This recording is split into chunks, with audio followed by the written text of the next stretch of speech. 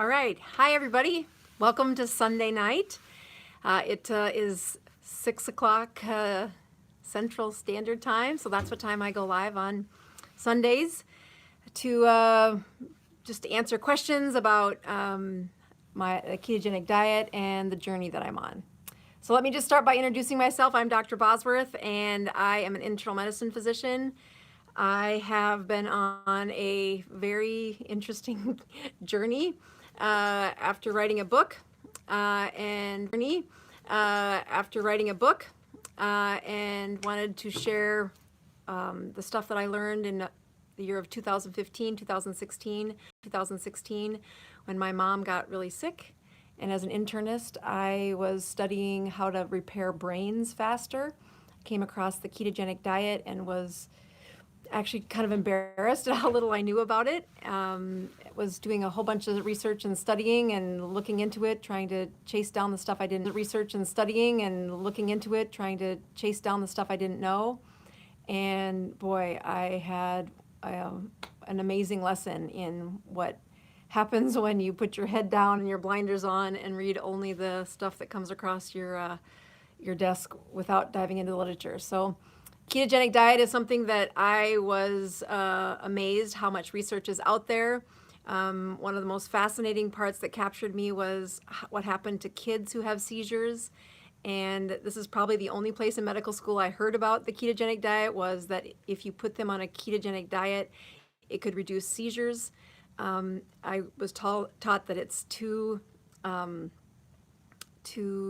restrictive for most people to follow, but there was a cohort of seizure kids who were put on a ketogenic diet, followed for many, many years, and now at autopsy, now they're dying of older age, one of their autopsies came across a report that was just an amazing looking brain. This led me to dive into some of the more powerful, up-to-date information that says, no, we know a lot about how a ketone can impact the function of your brain. So anyway, that was 2015. I then had a unfortunate bill of health for my mom, who had been had cancer for over 10 years, and her report had gotten worse. I then used the information in the ketogenic diet to walk her through a very delicate chapter in her life, which we thought she wasn't going to make it. But the story uses the notes that I kept for her, and then I turned it into telling her story, which is incredibly compelling. And having never written a book before, it turned out really amazing. So since then, this has grown into an incredible journey. And Sundays are when I talk about some questions and how to help patients along the way, or help people along the way for information. So let's start by doing some things. I am not, if you've watched any of these, I'm not overly seasoned about how to do this, but I'll tell you, it's incredibly encouraging to see you chirp in and tell me where you're from. So if you put your name or just tell me where you're from. And then if you've read the book, that's awesome to hear about. I can't tell you, I am a self-published author, and there's some things I'm going to point out tonight that if it weren't for you, I couldn't have done. So I'm just going to say thank you ahead of time for those of you that bought the book, and for heaven's sakes, write an Amazon book review. I had no idea how important those were. So I have a few things for tonight. I'm going to start by backing up a little bit, because last week I went through some pretty heavy science on why I fast. I start my fast on Sunday, and then I post numbers along the way. And I've had lots of folks reach out and say, why do you do that? What are you communicating? If you live in my town and you want to learn about the ketogenic diet, I invite you to come to a free question answer that I hold every Wednesday morning from 8 to 9:15. And it's in the morning, 8 to 9:15 in the morning. I've had people show up in the PM. But it is a way to say, if you've read the book, it sure helps. It's not mandatory, but if you don't know what a ketone is and you show up in that group, it's kind of overwhelming. So either watch a few YouTube videos or read the book. But if you're in my community, I have folks come in and I answer questions for how they might be doing, and put out some myths about a ketogenic diet. So after doing that, I've learned that if I post my numbers along the way, it's incredibly encouraging to the patients who are too scared to do things like poke their finger for the first time or post these numbers. So I use a lot of the rules that I taught my mom as she was going through her ketogenic journey. And one of them is to measure both your ketones and your glucose. Well, last week, I'm going to use this slide behind me. Last week, I went through a ketogenic diet and why I take the glucose and I divide it by the ketones. Now, there's a much more complicated equation out there called a glucose ketone index. But if you're in America, it means you have to convert the glucose to a different unit of measurement before you can compare the two numbers. And I'll be honest, my mom was too sick when we were doing this to really keep those numbers, to do all that math. So we simplified it, and I call it the glucose ketone ratio. So I had a lot of pushback saying, why don't you use the GKI? And I do use that, but when I'm teaching to the masses, when I've got a bigger audience like this, I think this was simpler. And then the other question is, why do I do that? And then I had gone through last week how important it was to realize that long before your sugar is high, people check their morning sugars and say, I'm fine, my sugar was 100, my sugar was 98. And in my mind, I'm like, that's too high, that's too high. You shouldn't have a fasting sugar that high. And they're like, hey, the textbook says that I'm okay. And what I was trying to show last week, and if you didn't get a chance to watch it, it's an incredibly valuable test called the Kraft insulin test. Kraft insulin assay is actually what they call it. And that just was evidence to show you that long before your sugar will rise, your insulin is going to go up really high. So you say, how do you know if your insulin's high? In order to know if your insulin's high, you're going to have to go get an insulin test. But that's a big barrier for a lot of people. When you have home glucose monitors that we can measure glucose and ketones, I was trying to show you that if you use this ratio, you can have a pretty good understanding on whether or not your insulin has been high. We call this insulin resistance, and it's a powerful little equation that you can do on your own. You do not need a doctor's prescription to do this. You do need a glucose monitor, and in the show notes, I'll put you the one that I use, and I've fumbled through and kind of stumbled on a lot of them that don't work as well. Currently, I like this one really well. And so you can look at that in the show notes. But what's amazing is people do a fasting glucose and they say, hey, my glucose is 70, my glucose is 80. Can I then say for sure my insulin is low? And the answer is you can do that if you check both your glucose and your ketones that are found in your blood. Now, if you're brand new to the ketogenic diet, I do not recommend that you do this. Most of my patients, in fact, my mom and I, when we first journeyed on there, we did not check blood ketones for over 6 months. It wasn't until we ran into some troubles and she got much sicker that we said, I think we need to measure this at a higher level. And then we weren't great about it. We checked it for a while, then we'd back off, then we'd check it for a while, and we'd back off. But what we learned was that if you check your blood ketone numbers and your blood glucose numbers, and you get these ratios, you can have a lot more confidence that your body is getting a lower level of insulin and that special thing called autophagy. Now, I have a whole video on autophagy and why that's so important for somebody. My mom was going through cancer and we really needed her body to step it up into that cleanup mode. But since then, I've done a lot of education on how important it is that you repair debris that's been in your brain. So if you are looking for how do you prevent dementia, how do you really mop up some of the obesity problems that you've accumulated over the years, I talk about my dad who has heart failure and a kidney function that's in the 22% range and how much we've been able to ignite his autophagy by using these numbers. And so I'm going to quick go through the numbers again because I think it's so important to realize what I was trying to say last week. I had a lot of people confused saying, how do I check my insulin? How do I check my insulin? I'm like, you got to go to the doctor to check the insulin. If you want to check this on your own at home, you're going to need a monitor that checks both glucose and ketones, and you do not need a prescription to do this. You can biohack this. You can do this. I'll show you. So this is what we're checking. We're taking glucose, blood glucose, and we're dividing it by ketones. And if you're just looking for weight loss, we want that number to be less than 80. Do I think you'll get a lot of autophagy at that point? You'll get a little bit, but you will get weight loss if you can get the ratio of your glucose divided by your ketones to be 80 or less. The second one I looked into was that if you can reach a ratio of 40, we know that that's really good for boosting immune systems. It's really good if you're looking at, skin rejuvenation. Or I've got some teenagers with acne who have said, well, how do what goal should I reach for them? And again, they're my kids under my care, so be careful how you extrapolate that. But if somebody has an autoimmune problem, Crohn's disease, has psoriasis, I'm trying to get their ratio to be 40 or less.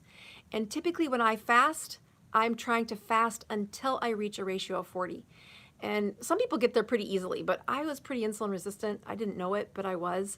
And this has really turned out to be a very powerful goal for me. As soon as I hit 40, then I can break my fast. Sometimes I feel pretty good and I don't break my fast. The last thing that we went through last week is when my mom was really sick, we were trying to get a ratio where her glucose divided by ketones was less than 20. So I've had lots of questions come in this week saying, do you need to keep it that way all the time?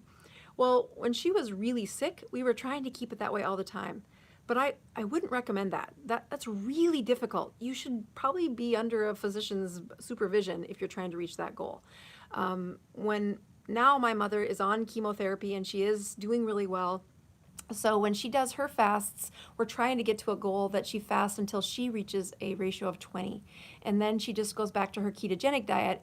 And when she's in ketosis, just doing her normal ketones, the numbers are a lot higher. They're closer to a ratio of 60 or 70, but that's kind of where she's hanging out these days. She is on chemotherapy. She started that book when she was 71. She's now 74. And we're using the ketogenic diet to help her keep her vitality alive and also help the chemo do a better job of helping her cancer. So I think that was really important to go through that again. I had so many questions saying, how do I measure my insulin? How do I measure my insulin? And I'm trying to show you that you can use this as a substitute for saying, well, did I reach autophagy? Did I get there? And this is how I estimate that. In fact, there is a slide over here. Let's go to this one quick. Is that, can you see that? Let's see. It is showing you that if you hit a ratio of 80, that you might get into autophagy. That's where I push my weight loss patients to go. If you get to a ratio of 40 or less, you probably have a pretty good solid chance of getting into autophagy. We can't measure autophagy either. It's not something where we can send you to the lab and get a measurement, but we can look at these ratios or that glucose ketone index and make a pretty good estimate. When my mom was getting hers down into the 20s, I have lots of confidence that she's getting autophagy. And boy, you can tell it when you look at her. She looks amazing. She's really kind of reversed her age, and again, her energy, her brain, all of the stuff that went wrong in the book when we talked about it has really continued to improve. All right, so I am going to do another announcement tonight, a couple announcements. First of all, I wasn't planning on being so popular, and I had made a website to put my blog on that was not great. It was actually kind of awful, but it was a place I parked my blog and I didn't care much, and it had lots of mistakes, but it was just this place I could send patients and you could just, I didn't clean it, I didn't put as much energy into it as I needed to. And then one day my YouTube got popular, my Facebook got popular, and it kind of crashed my website. So I've had to put some energy into this to say, here is a little better answer. But what I also think happens is that I wanted to show you some things that matter to me, and just say thank you to the people who've helped me with this. And that's you. You, if you've read the book any way you can. This is, again, I am a self-published author, and the only way that I get sales is if somebody leaves a book review on Amazon or shares it on social media. So I just want to say thank you for those of you that have done that. I've made that the star place. I don't know if you can see this, but the book reviews, when you leave a review, you get to be featured on the website. It keeps the most recent reviews there, so I just really say thank you so much for doing that. So again, you can see this review came in on December 6th. It's kind of scrolling through, and Pat left this one. I just think it is one of the best ways. I read all of those reviews. It's so helpful for me as a first-time author to hear that what an impact this has made on you. I am working to try to have a schedule that allows me to do more writing and to do some more of this, because it's just been such a positive and rewarding experience for me. I keep thinking I have, something like 70,000 people on my YouTube channel now, and if every single one of those would buy a book, I would be able to do a lot more writing. So if you're looking for a good Christmas gift this year, you might want to give this book to somebody. There's a shameless plug, huh? Anyway, so I'm just going to show you some of the other things that are on this website, because I think it's super helpful.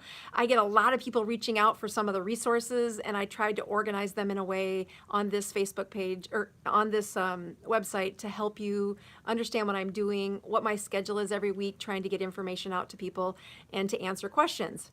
So you can subscribe. Here's just a couple of rows of the more than 40 articles that I've posted on this website. Again, they weren't very organized. They're a little bit better now, and if you give me a couple more weeks, this is a work in progress. I have a few things that I want to point out. I have some cartoon characters that I use to teach. We have our superhero Fat, which is a skinny, strong person trying to show you that it is amazing how important fat is to the health of our bodies. And as much as we've demonized it in my brand and in my website, he is very, very important. You'll also see some ketone bodies floating around the website. And again, that's another way for me to say, look what they do. You'll see them in several of my videos that I post, using them as kind of a teachable tool to get a message from my brain out to the world. Let's see. Here's how all my patients will look when they're healthy and happy. But also just Instagram is the place where I post all of my my numbers when I do fasting. Again, I try to get to a ratio of 40. So if you say, well, I don't get on Instagram, or I don't follow that, if you just go to the website, on the bottom you'll see the latest in the numbers. And again, I try to just give you a snapshot of where those are at and why I'm doing that. I'm trying to hit a ratio of 40 every time I fast, and I'm totally human. I screw this up. In fact, there was a really great question over the past week saying, Doc, I'm in my 60s, can I do this? And I keep thinking, is there anything that I know where patients couldn't fast for 12 hours? And as an internal medicine doctor with 20 years of helping people with chronic illness, I still can't think of one time where the patient couldn't go 12 hours without eating. There's not anything that I can think of that. You'll see me fast for 48 hours if I'm really praying hard about something. I've got something strong on my heart that I'm fasting for. I can get to 72 hours. And I've done one where it's been 8 days, but it really screws up my family life when I do that. But the point I'm making is that people are like, am I too old for this? Can I do this? And the two answers I have for people are, I can't think of can't think of one medical condition where you couldn't fast for 12 hours. That's not, you can. That's normal. That's normal living. The other part that is powerful is when you have the power to look. If you say, well, my blood sugar got down to 50. I feel fine, but am I doing okay? Those kind of questions, first of all, I get so excited to see that people are following this on their own. That's empowerment. You can learn how to do this. So a sugar of 50, if your ketones are 2 or 3, that's great. If your ketones aren't 2 or 3 though, if they're like 0.3, you're going to feel terrible. You're not going to feel good. So you can say, just listen to your symptoms on answering some of those questions, or you can say, check your numbers. That's going to be, case in point number 1. I got a couple more things I want to go through here. So there's a few things on here I just want to make sure that you take notice of. I have a message just to kind of a greeting if they've never met me, if they're coming to this a different way. It's interesting to read it if you want to. But this is a place I'd like you to take a look at, and it's called Interviews with Dr. Bosworth. I have a lot of folks reaching out to me, asking me questions about a little more background story. And I have my 4 favorite interviews that I've done over the last year as the 4 top interviews on this part of the page. If you want to get to know more about me, I've done mission work and I do a lot of service work in my community, and I get people asking questions about that. But if you want to do this the fastest way for me, it's A, before you send me a question, read the book. It's amazing how much you can learn in this book. It does really answer a lot of questions. But if you're trying to get to know me on a level that's probably not going to be in these pages, you can take a look at these 4 interviews. So the first 4 are done by a keto woman. She is just great. She tries to highlight women doing great, trying to do brave things. And the first 2 are my story, and then the third one is I did an interview as she was my patient. I just said, if you were my patient, this is what I do. And so it's a really great teachable podcast. If you have any migraines or any headaches or sleep issues, it's just a really informative podcast. But then the 4th one down is the 2 keto dudes are somebody that I refer to all the time. I tell patients, if you want to learn about the ketogenic diet, this podcast is so relational. It is very similar to how I talk, how I teach patients. And these 2 gentlemen have done an outstanding job of telling their story and using their journey of each losing nearly I think it's over 100 pounds each of them have lost, but really kind of diving into how they're not doctors, they're just sharing their story, and they really gather resources and really great speakers to answer some of the myths that are out there. And I would just encourage you, if you're looking for a great educational resource, 2 Keto Dudes is amazing.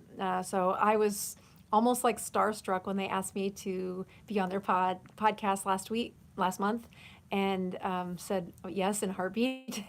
But they do really great work. I would just give all the support you can to listening to them. In fact, when patients come in and say, how do I learn more about this? If they have foggy brain, I'll have them try to listen to my book or go to the playlist on YouTube that goes through the book chapters.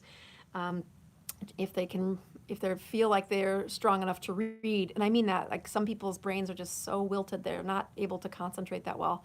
I'll have them read the book, but then I send them to the podcast, and you just get to hear these 2 guys talking about their struggles and what they've kind of, gone into, and they are really good about teaching them how to cook. So those are some of my favorites there. These next 2 tabs are just 2 areas of the blog. The next thing that I put on there were some of my favorites. And again, I've only put a few things up there, but I get a lot of requests about what I recommend for certain, it's just a little slower here, there you go, for certain things. There's 3 things on there on the first row that I'll go through. I've talked a lot about ketones in a can. And again, when I'm trying to get ketones higher, when I'm trying to get patients who've fallen off the wagon, if I have eggnog and I need to get my brain back into that feeling good, I'll have what we call ketones in a can.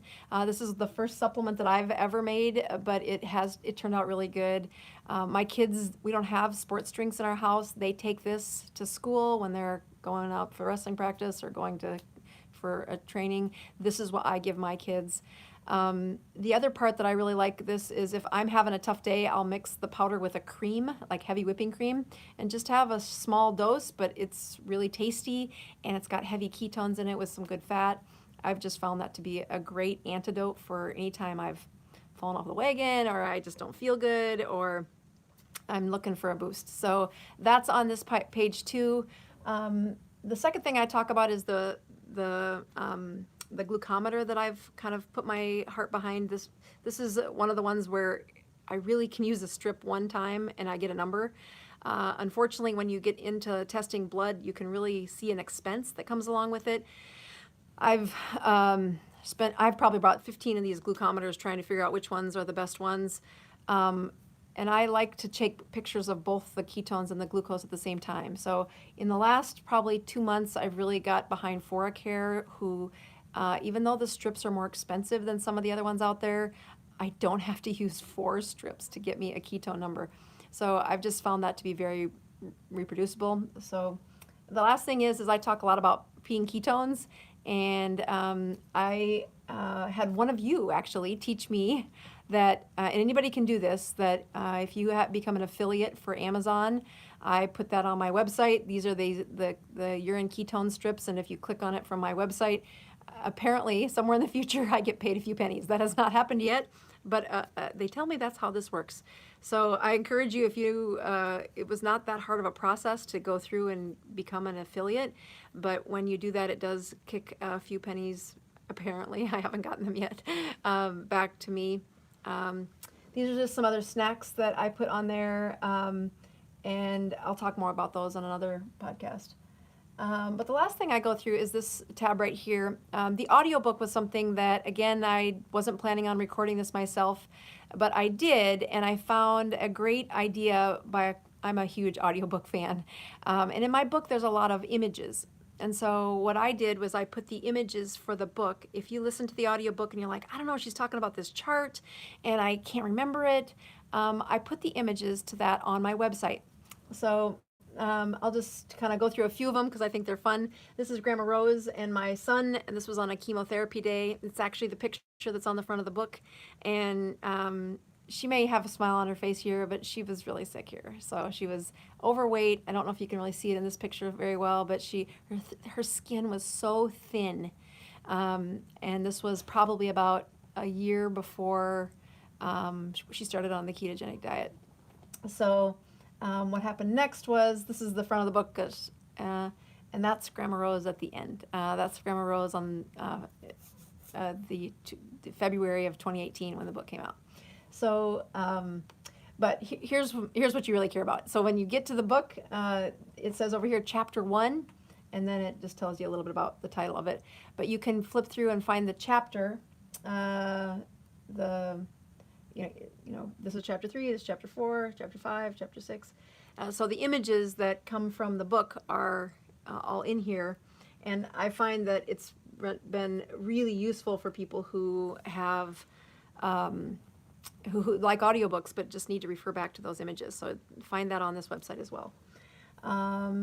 So there's also just some basics about ketones. If you ever just need copy for how do you explain this to somebody, you can go to this website, copy and paste these words. It's just kind of a way I summarized the facts about ketones.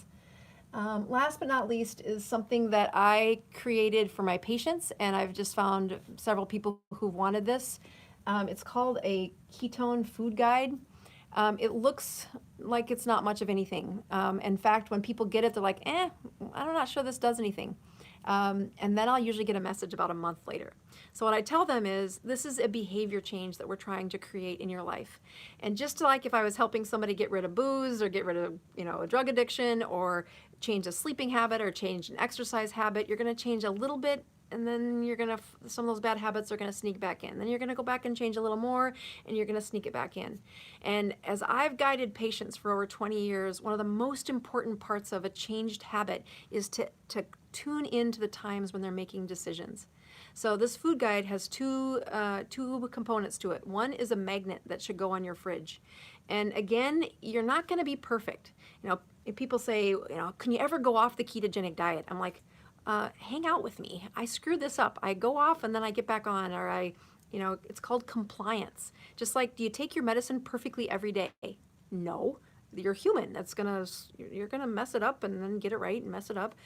So what this does is it helps you go from, all right, here's a minimum threshold for being on a ketogenic diet. You don't have to be perfect, but if you can step through the good, better, best in the different categories of food, I've just found you're never going to pull all this in your brain at one time, but if you can step into these changed behaviors by having these two guides in places where you're going to remember. So one is a food guide or is a magnetic representation of the information. And actually one of the best things I've seen done is have it posted in people's workplaces. Because if you have coworkers and they start asking you questions about the ketogenic diet, and if you're kind of like my mom and I were, we were like not ready to answer questions at first. Like, just leave me alone. I'm trying to figure this out. Don't ask me too hard of questions. And part of that was just getting all of this information in your head. But one of them is, well, what can you eat on this? And you can eat a lot of things. So compliance with this isn't nearly as hard as I thought it would be. And the longer I'm on it, the more I realize I'm much more satisfied from my food than I used to be. But this guide says here's the minimum criteria to be on a ketogenic diet. But the better you get, move up your choices over time.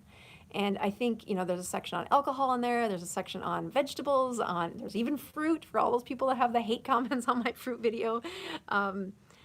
It's this is a graduated improvement. And so the food guide is meant for one to go on your fridge, and the other one is this kind of really strong paper that goes in your purse. So when you go grocery shopping, you can say, I don't remember what I'm supposed to eat. I can't remember. And then they make really bad decisions, and then those bad decisions get in their cupboards, and that's where they fall completely off the wagon. So these food guides are meant to just say, don't expect this to be this rocket science day one. What this is helping you with the journey. Figure out where you're at on the good, better, best, and try to take it to the next level over time. And I've just found, like, I'll get messages about a month later saying, I put this on my fridge, I thought it wasn't doing anything, and then I noticed that my kids are making better decisions, and that my husband read it, or that my coworker read it. And so it's amazing how you just trickle that information out in not such an obnoxious way that it does get better. So that's just a brief tour of my website. I am very thankful for the people who helped me get it going. It's not perfect yet, it's still work in progress, but at least this is one place where these resources are all in one place. There's two other things I want to cover. Actually, three other things. So 6 o'clock is when on Central Time is when I do these live videos, and I am usually telling you about what my goal is for fasting this week and why I'm fasting.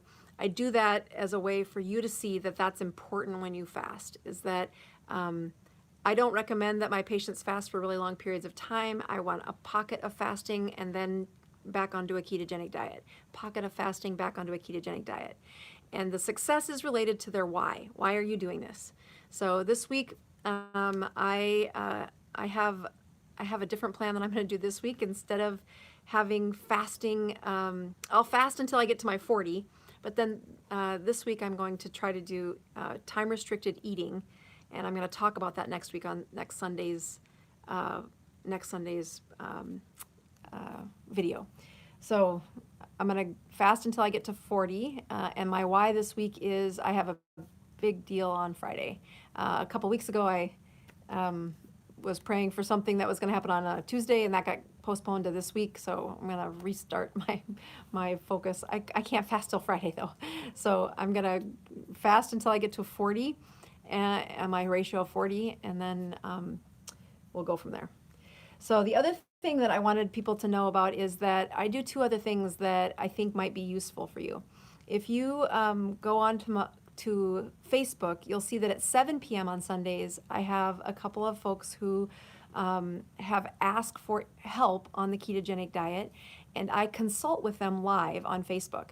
I answer their questions, and I walk them through lots of the typical questions that people have on a ketogenic diet, but it's very specific. They have these questions, I'm answering them, and I've consulted with them off of the live times, but also I think that the questions and answers that they're looking for would be, they're so useful, so helpful.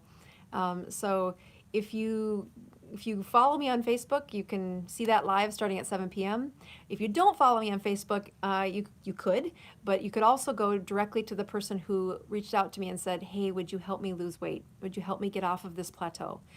And her name's Jen, and the other person right now in the Sunday night consults are her husband, John. And if you type in keto-friendly recipes on Facebook, you'll see that she posts that interview live every Sunday night at 7. So I'll be doing that as soon as I get done with this. I think it's great, though. It's been really, I have a lot of people reach out to me saying, can you help consult on a ketogenic diet? And there's no way I can see all of those people, but I do think that interfaces like this are what I'm gonna put some energy into. I have talked with another man who is 69 years old, and he is embarked on a ketogenic diet and he wanted some help.